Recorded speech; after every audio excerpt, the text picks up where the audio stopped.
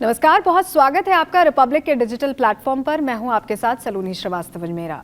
कृष्ण जन्माष्टमी सबने बहुत धूमधाम से मनाई। कान्हा जी का जन्म हो गया है और अब जब वासुदेव पधार गए हैं तो जैसे हमारे घरों में होता है कि जब बच्चा पैदा होता है तो उसकी छठी भी मनाते हैं। तो क्या वो छठी का त्यौहार कैसे मनाया जाए, क्या कुछ उसके लिए विधि हो, ये समझाने के लिए हमारे साथ आचार्य राज मिश्रा जी स्टूडियो में मौजूद हैं।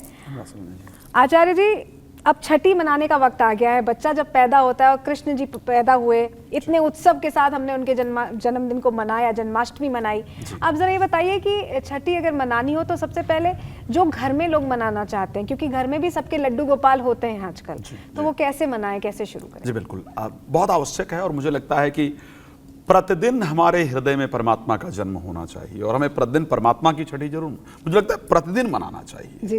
प्रतिदिन भगवान की सेवा करनी चाहिए और हमारे मन में ये भाव होना चाहिए कि भगवान हमेशा हमारे साथ हैं, उनकी कृपा हमारे ऊपर है। खैर, हम भगवान के बारे में चर्चा करने जा रहे हैं और भगवान कृष्ण के बारे में चर्चा कर रहे हैं। 5551 वर्ष बाद ऐसी जन्माष्टमी पड़ी है, ऐसा वर्णन आता है शास्त्रों के अंतर्गत।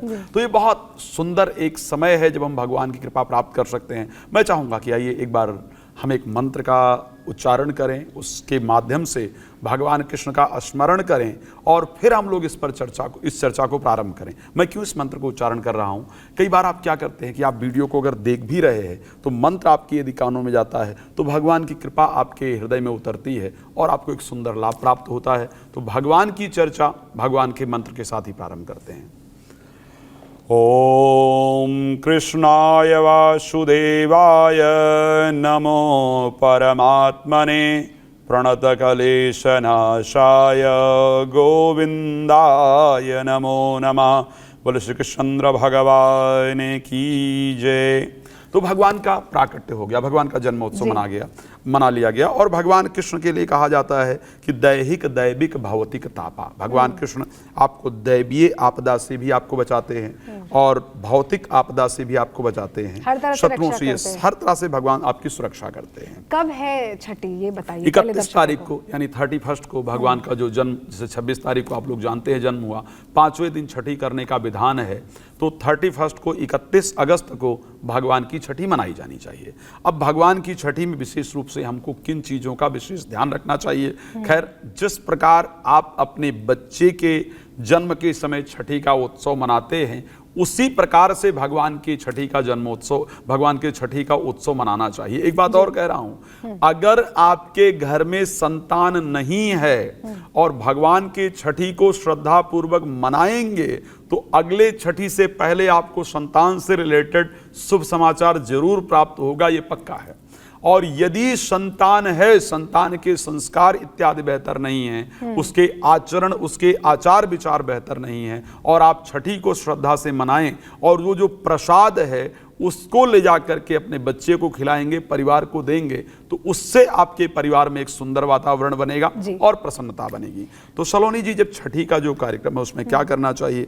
एक तो घर के अंदर भगवान की आप पूजा कर रहे हैं, सात्विक एनर्जी की आप पूजा कर रहे हैं, तो कोई भी ऐसी वस्तु आपके घर के अंदर नहीं होनी चाहिए, खाने में नहीं होनी चाहिए जो आपके अंदर नकारात्मकता उत्पन्न करे। लाइक आपके घर में मांसाहार इत्यादि का उस दिन सेवन भी नहीं होना चाहिए, बनना भी नहीं चाहिए, घर में भी नहीं होना चाहिए। आपको सबसे पहली चीज अपने घर के अंदर ध्यान रखना है, आपको सुबह उठ करके भगवान का सुंदर स्मरण करना है।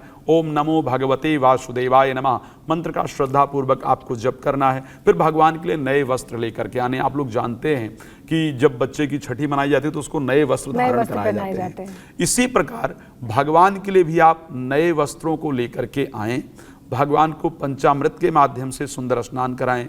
दूध हो गया, दही हो गया, शहद हो गया, गंगा जल हो गया, घी हो गया, श्रद्धा से भगवान को एक एक चीज से आप उनका स्नान कराएं।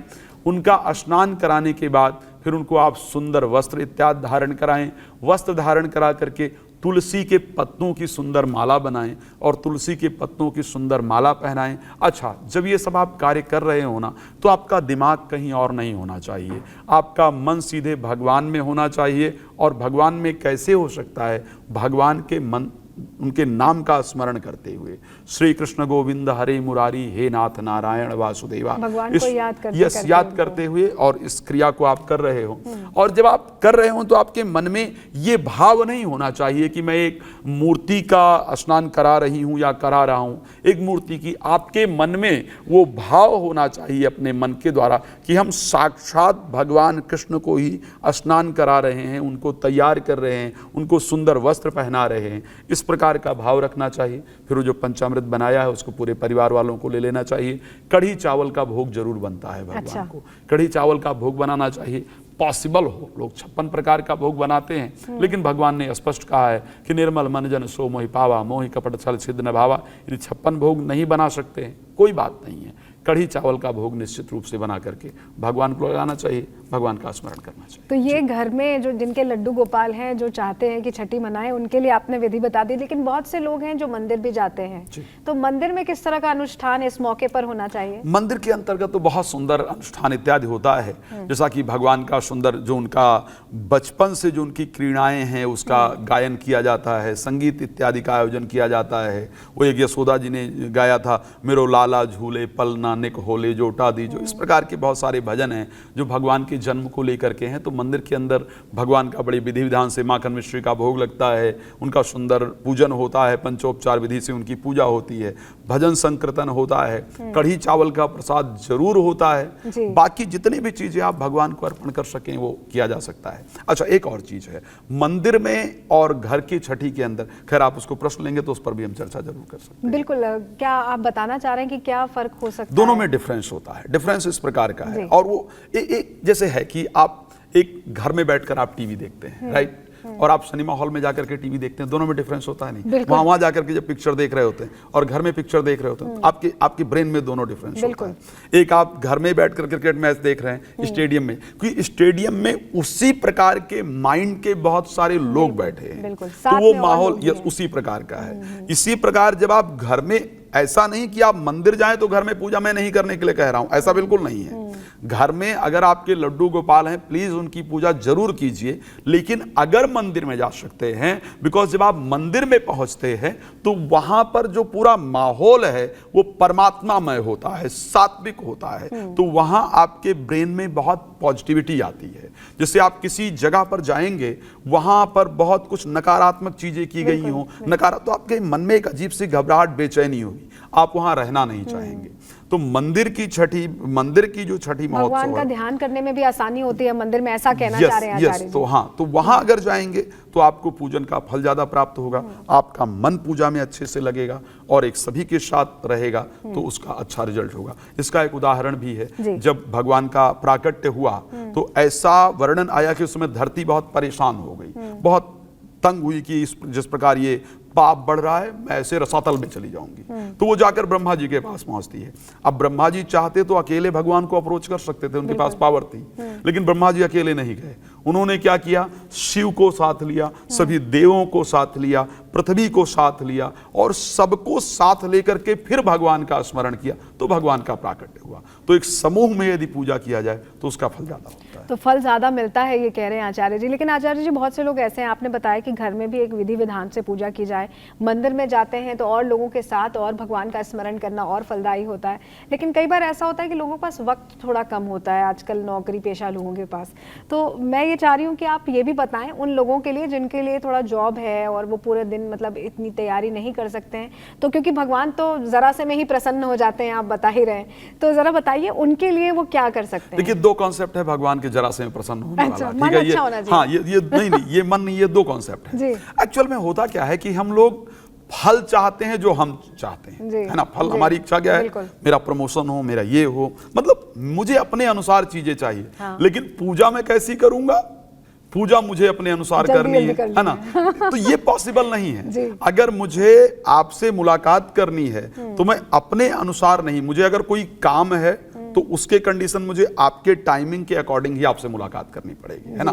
तो यदि फल फल आपको अपने अनुसार प्राप्त करना है तो पूजा वेद के अनुसार कीजिए, और अगर आपको फल भी वेद के अनुसार की जो आए, मुझे फर्क नहीं पड़ता है, जो भगवान ने रचा होगा वही होगा, तो फिर आप अपने अनुसार पूजन कर सकते हैं। तो दोनों सोच में डिफरेंस है, तो वो कर सकते हैं, लेकिन हाँ प्रयास करना चाहिए समय को निकालने का। नहीं हो पाए, कोई पॉसिबिलिटी नहीं है, तो फिर जहां आप हैं वहीं बैठकर भगवान का स्मरण करें। आदि गुरु शंकराचार्य ने मानस पूजन का वर्णन किया है। आप भगवान को कुछ भी मत अर्पण कीजिए, लेकिन बैठ करके अपने मन से इस प्रकार का विचार कीजिए कि हम भगवान को दूध चढ़ा रहे हैं, दही चढ़ा रहे हैं, शहद चढ़ा रहे हैं, भगवान को स्नान करा रहे हैं, तो उस पूजन का भी फल पूरी तरह से आपको प्राप्त होता है। तो बिना सामग्री का भी आप पूजा कर सकते हैं। बिल्कुल, बिना सामग्री के भी पूजा कर सकते हैं, लेकिन मन बहुत साफ होना चाहिए और भगवान के प्रति उतनी आस्था होनी चाहिए, तो उसका फल मिलता ही है। अच्छा, मैं ये भी समझना चाह रही थी, 31 को शायद प्रदोष भी है और छठी भी है भगवान की, तो दोनों को मिलाकर बड़ा अच्छा दिन बन रहा है। यस, क्योंकि भगवान शंकर का प्रदोष में भगवान शंकर का पूजन किया जाता है। द्वादशी और त्रयोदशी तिथि का जब सामंजस्य, तो प्रदोष कहा जाता है। तो यदि भगवान शिव ही भगवान विष्णु है, भगवान विष्णु ही भगवान शिव है, ये भी सत्य है। तो अगर एक ही दिन हरि और हर दोनों की आराधना हो जाए, दोनों की पूजा हो जाए, तो इससे बेहतर और क्या हो सकता है। तो ये दिन बहुत सुंदर है। हाँ, कुछ लोग प्रदोष का व्रत इत्यादि रखते हैं, तो जो लोग व्रत इत्यादि रखते हैं, कई बार सायंकाल में लोग भोजन करते हैं। प्रदोष में एक टाइम भोजन करने का भी नियम है।